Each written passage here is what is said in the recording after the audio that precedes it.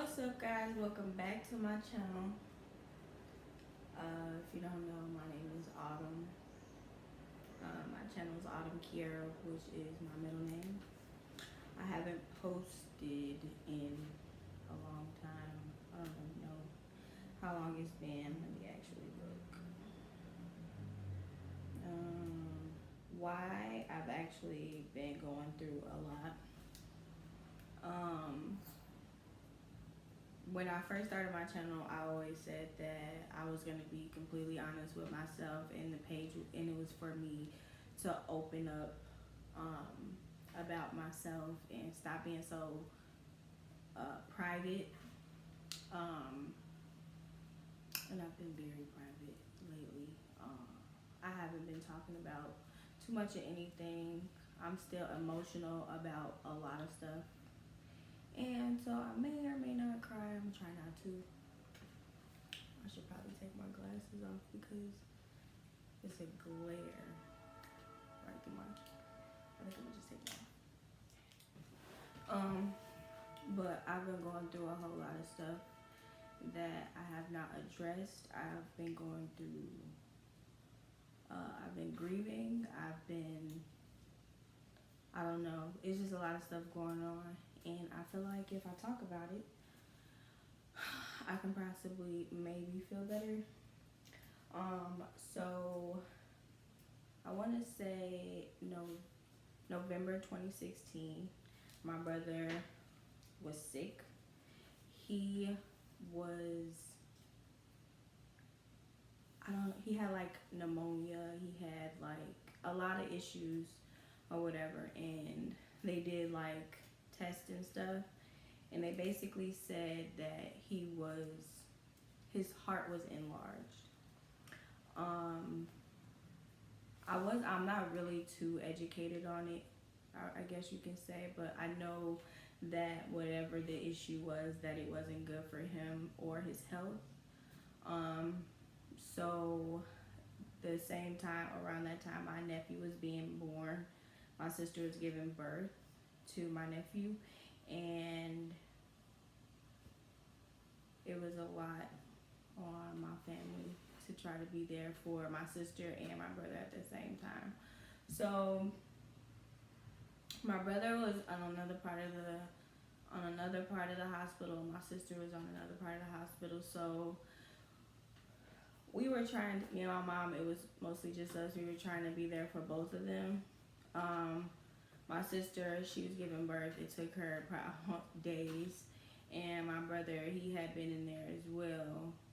And he was sick. And then the next day after my nephew was born, which was November 20, I don't know, the 26th or the 27th, my brother had I want to say they said he had a seizure, I think is what it was. And when he had a seizure, he flatlined. If you don't know what flatline is, to me it's just he died basically.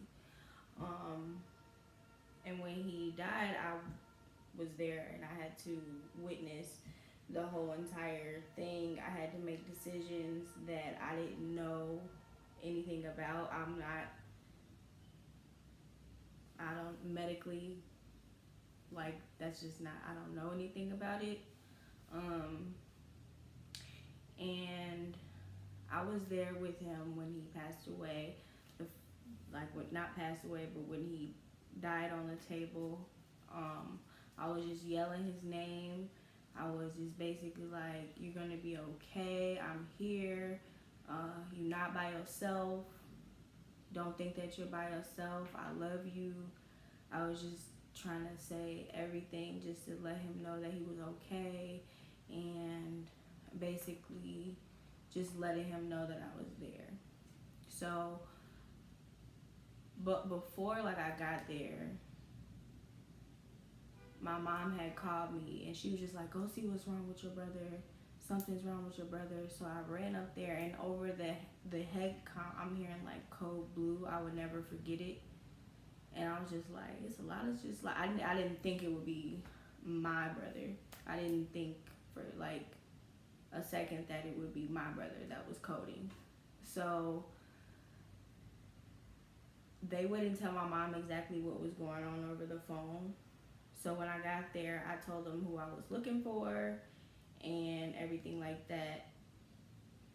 So they pulled me into a room and they basically was telling me that he was dying. And I just dropped to the floor like I couldn't believe it. It was probably one of the scariest moments in my life, that I thought I would be losing my big brother, the person who was there for me for for forever. I didn't think, like, I was just like, no. It just didn't make sense. So they took me to where he was, and that's when all the other stuff went on, when I would just call his name and stuff. And then they were telling me to make decisions, saying I had to make decisions. I didn't know anything. So I did. My cousin, she is, I want to say, a nurse.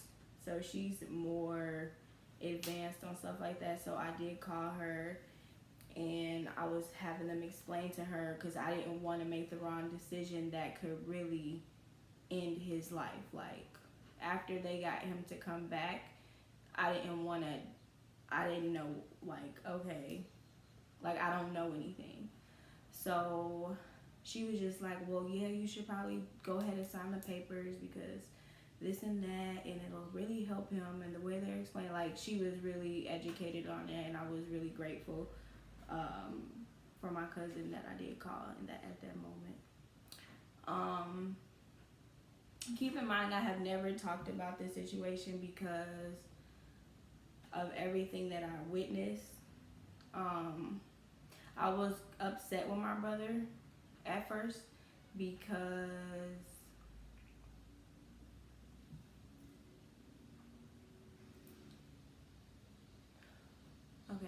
I was upset with him at first because it was just like in my head, like, why would you do this to us?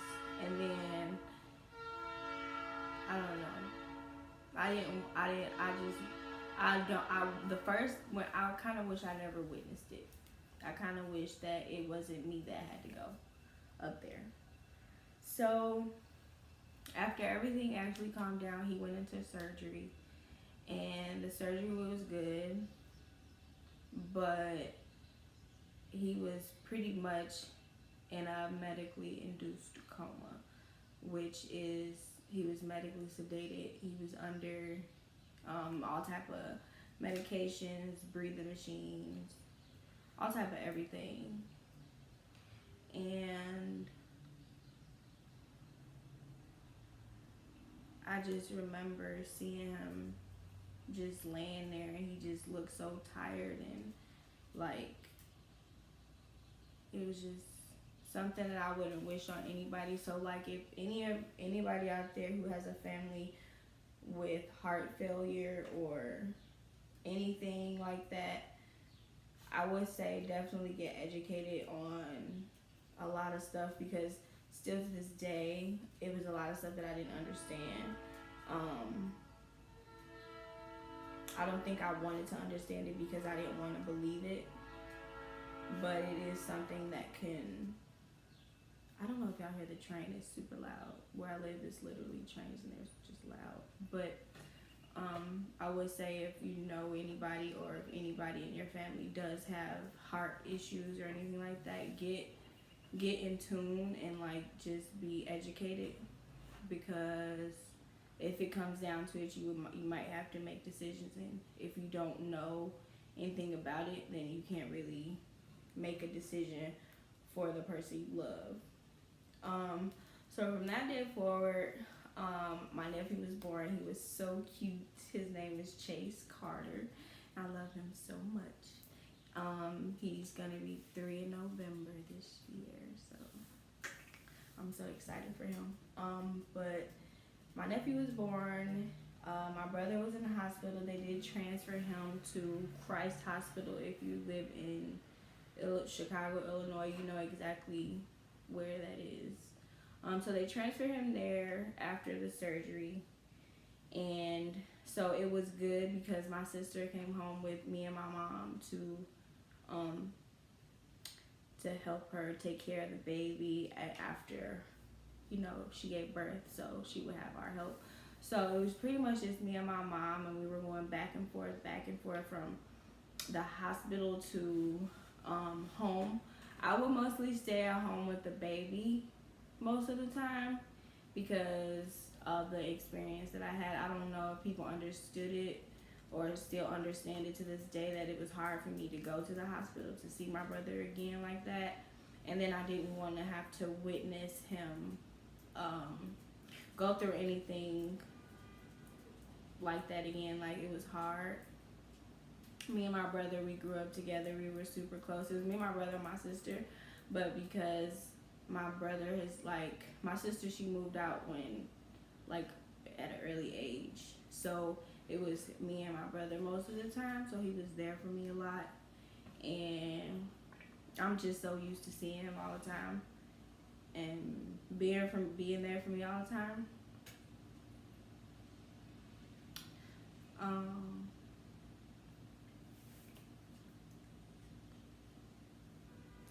Try not to cry. So from that point on, my brother's in the hospital. My sister was getting better, and she was doing good. The baby was doing good. My mom, she was like kind of stressed with decisions and with insurance, all type of stuff. She was stressed out, and we all tried to be there for each other. But my mom, I would say, like, she was probably the strongest person during this whole thing. Like, I tried to be strong, and I pretty much the whole entire time when he was sick, I would cry to myself. I would never want to cry in front of her because I didn't want to make her sad. I just wanted to make sure that she knew everything would be okay with him. So from that point on, like, he got better. They trained us for a lot of the procedures that we should take, as far as like his machines. And my mom, she was really like so hands-on with everything, as far as like changing his like stuff. I don't know what it's called, but all his like band-aids and stuff like that. She was like super in tune and very hands-on with like medication. Like, she would sort out all his medicine so that each day he would have all his stuff set up, so he didn't have to like figure out what he took and what he didn't take. And I mean, she was so good. She was like so hands-on and like changing the way everyone would eat. She would like make dinner for but everybody would eat the same thing he ate so that he didn't feel alone. And I feel like that was really good for our family as well, especially like for us, like health wise. And it was just good to see her like in her mom mode. So I'm very proud of her for that, because she like stepped up big time and like stopped her whole entire life for her family. And like, I just hope she doesn't regret it, and I hope that she doesn't feel like, I don't know, I just want her to know that she did the best that she could. So after a while, my brother, he was getting better, he was getting stronger, he was getting back to his goofy self. And after a while, I don't know if people knew, my brother had a drinking issue. He would still drink while he was having this issue. When he couldn't drink, he's not supposed to smoke or drink. And sometimes he would still drink and smoke, which he didn't. If he didn't do that, they probably would have put him on the transplant list. But at first he was on there and he was doing real good. And then afterwards, like, I guess like he felt alone. I don't know really, but he felt alone. He didn't feel like anyone was there for him. And not to bash anybody, but a lot of his friends, even family like that he would call every day or see all the time, some of them kind of like backed away. I can't really speak on why, but they did. And I think it kind of hurt him, but he never would say anything. I think it kind of made him feel alone. I think it kind of made him feel sad. And to when you feel alone and when you feel sad, you honestly, you just feel like you can give up on life. Because I felt that way where I feel like I'm by myself sometimes, and I feel like I want to give up, and there's nothing to live for anymore. Sometimes I felt that way. I know exactly how he felt. So I feel like he was giving up and he was tired. But then like everything would go back downhill for his health. He didn't feel strong. He would feel so tired, and he was drinking and stuff. And then like he would be like, I just want a new heart. I just want to be better. And for anybody who has like health issues and the doctor is saying don't do this and don't do that, do not do it. Don't do it. Just don't do it. And you will see every day that you will get better, and you'll be here with your family. You may be going through stuff mentally and physically, but like if you just do what the doctors tell you to do, you will be completely fine. So from there on out, my brother, he was not compliant. I would be mad at him. I would, like, sometimes I wouldn't even talk to him because it was just like, I just felt like he was being selfish. But then it was like he was going through stuff. So now today, like, I understand what he had to go through and why he felt alone. So I don't know. So from that point on, like it would be up and down, up and down, up and down. It was like basically a roller coaster. And after a while, the medicine that he had an LVAD, and the LVAD got clogged off, so they had to remove it from him because he was doing things that he shouldn't have been.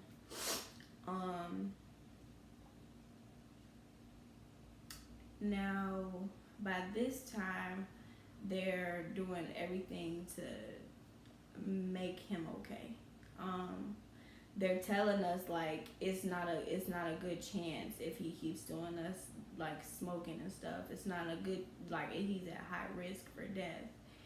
And to hear that it didn't register, I'm just like, oh, they don't know what they're talking about.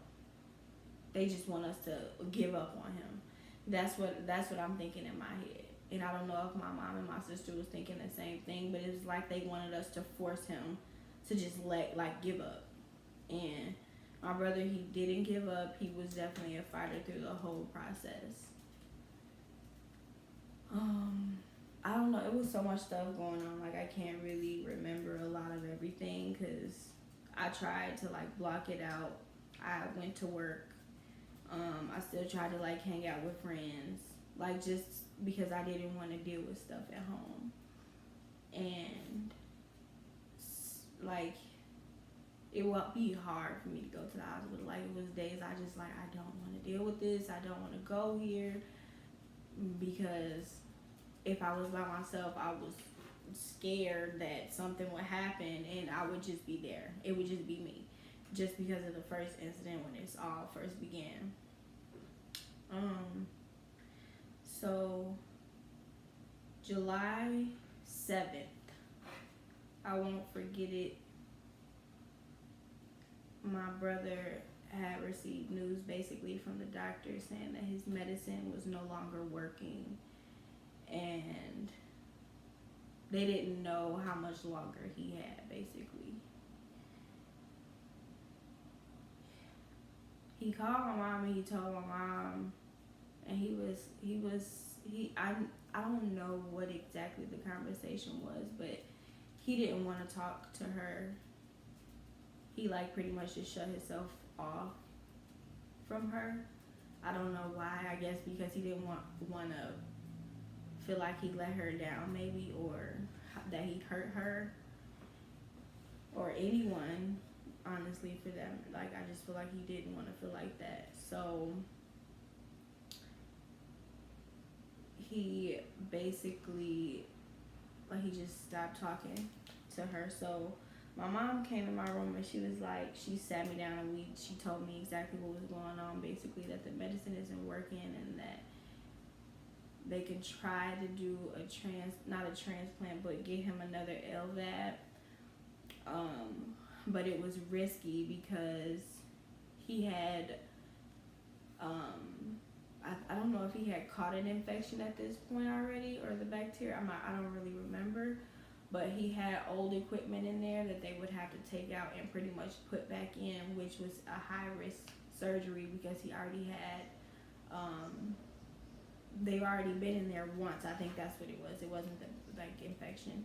So I think because they've already been in there one time, that they didn't want to have to go back in, and then they didn't know if he would make it through the surgery. So they were trying to like build him up for that. So that night, I still have the text messages. I don't remember if it was. I think it was on Facebook Messenger. We messaged a lot on Facebook.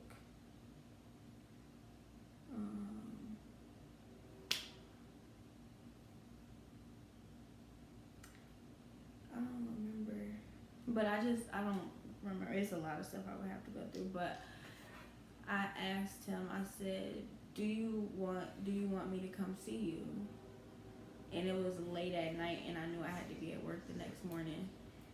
And he was like, yeah, I do.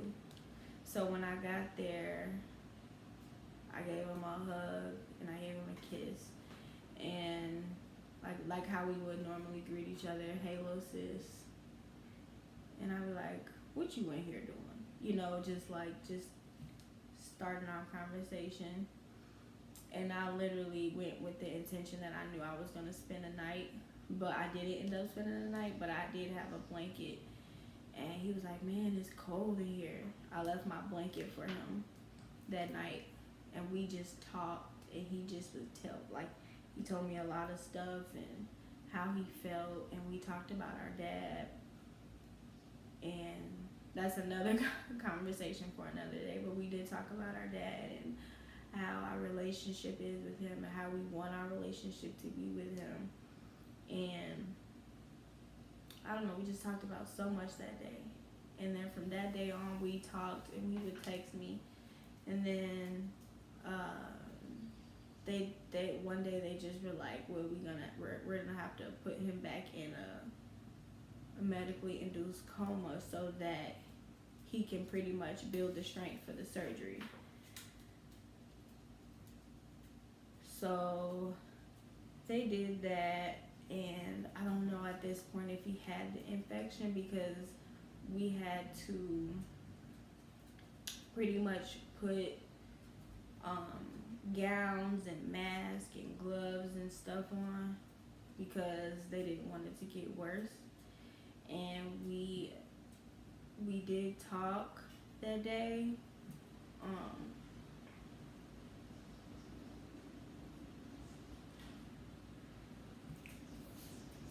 We did talk that day, and that was pretty much the last time that we pretty much had conversation, like a long conversation.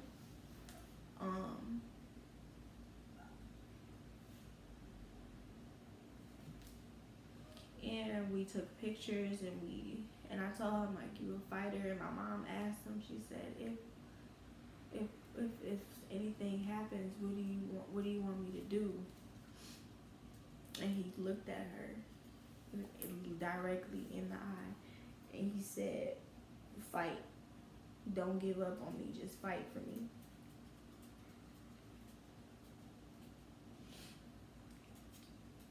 And I know he didn't want to die, but he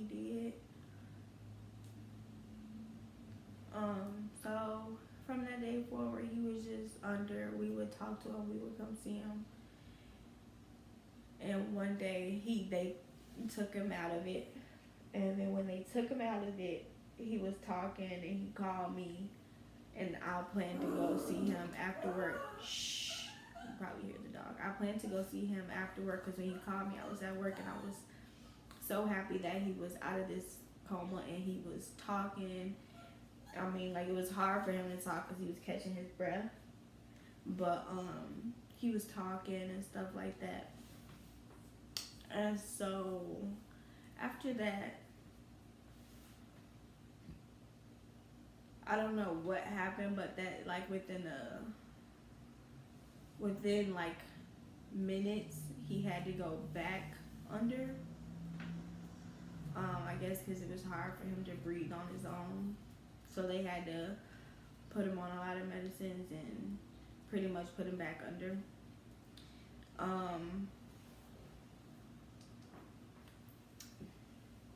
After that day, I never heard my brother's voice again after that. But he did know that I loved him. And I know that he loved me. I know he cared about me. And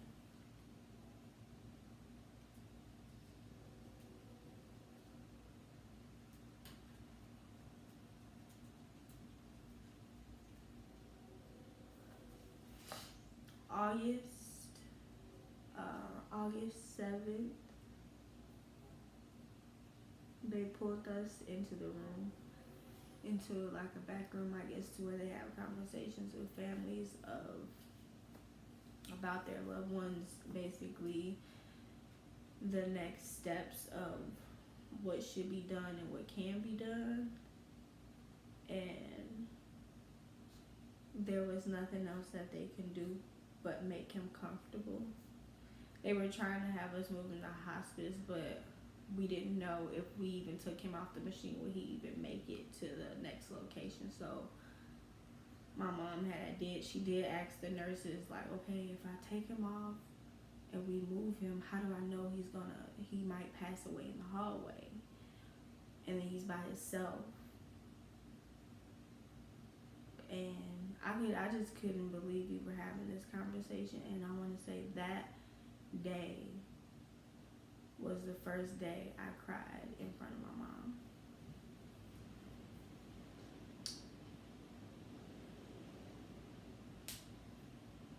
That was probably the first day. Like, up until then, I had always remained calm. I've always, like, I don't know. And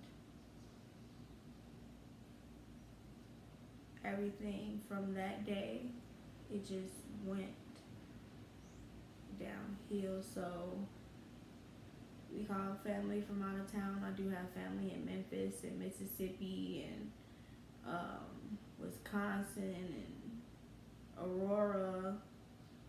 They all came to the hospital. They were there. A lot of my mom's friends that she used to ride with, they were there.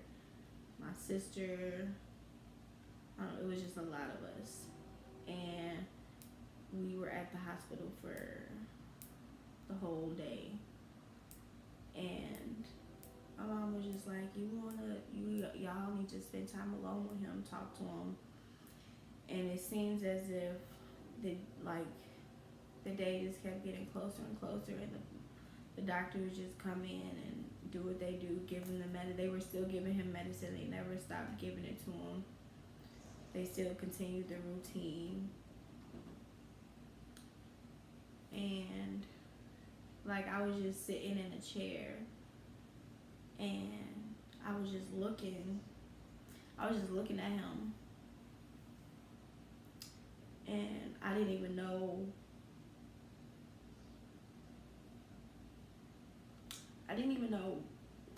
when or what time it was going to be that he was going to pass away. I just stared and I just broke down crying.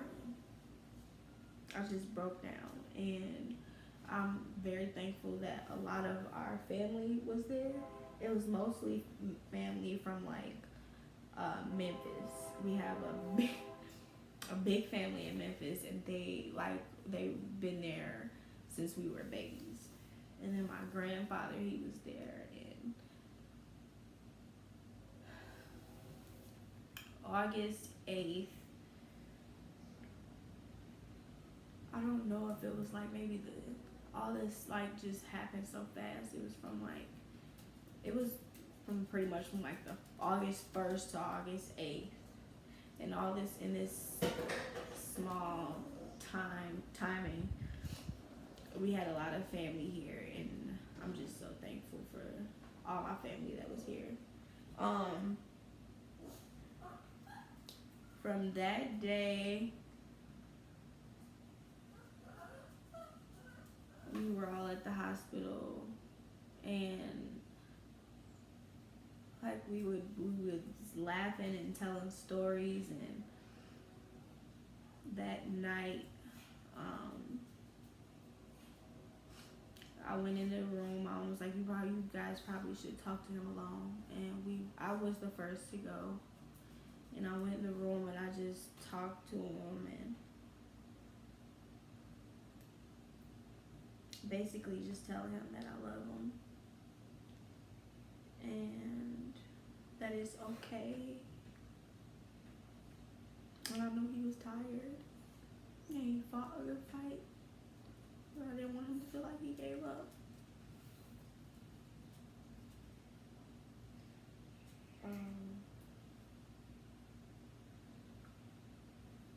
And I cried and I cried and I cried. Sorry, someone was calling me. But I couldn't understand why this was all happening the way it happened. And like minutes after, my sister went in, and I don't even know if she was able to talk to him, but it was like as soon as I left, like minutes after, I don't even want to say it was a full 5 minutes. I don't even know if it was a full 4 minutes, but my mom, she called me and she was like, he's gone. And I just dropped to the floor and I cried, and I was trying to get back to the room, which wasn't far, but I ran back to the room and he was gone. And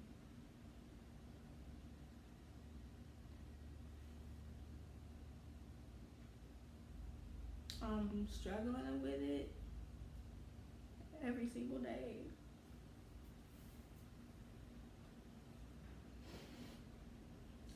I haven't really grieved. I don't really talk about it.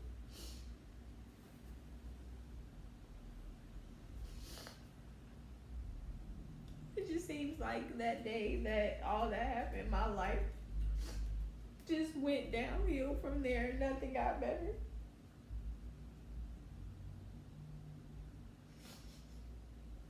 It seems like nothing got better. Seems like everything got worse.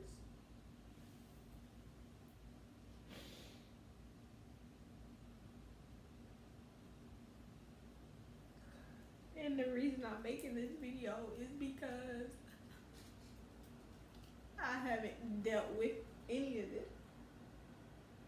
And yesterday, which was Easter, last year was the Easter I spent with my brother. It was the last one, and I pulled up to my uncle's house and I instantly just started crying. I don't even think nobody knew. I was about to leave. I didn't even want to be there because just like memories started coming back, and he's not there. I'm from Aurora, Illinois, which is not a big town, but it's not a small town. And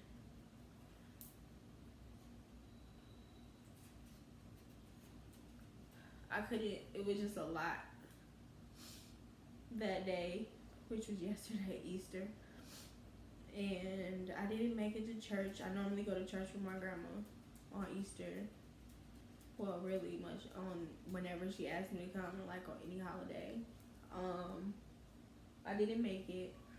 I had so much anxiety trying to get myself ready to go there, and my dad was just released from jail, and I think that was giving me anxiety too because I told them that I would come see him, and I hadn't seen him in probably since like 2017. And so that was giving me anxiety because I would have to go to my grandparents' house. I would have to go to my grandparents' house alone.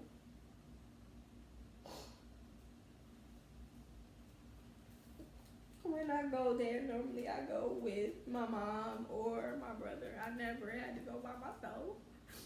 So that was a lot of anxiety. And then,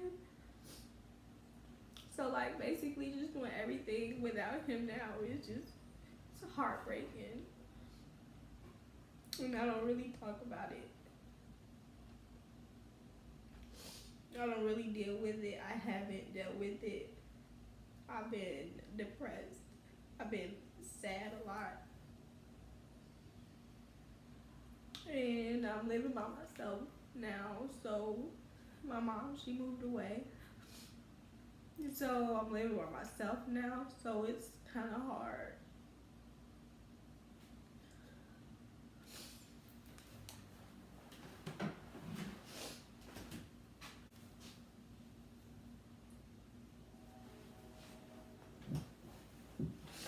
It's kind of hard to be by myself and still have to deal with everything else that's going on. After my brother passed away, I don't know. After my brother passed away in August,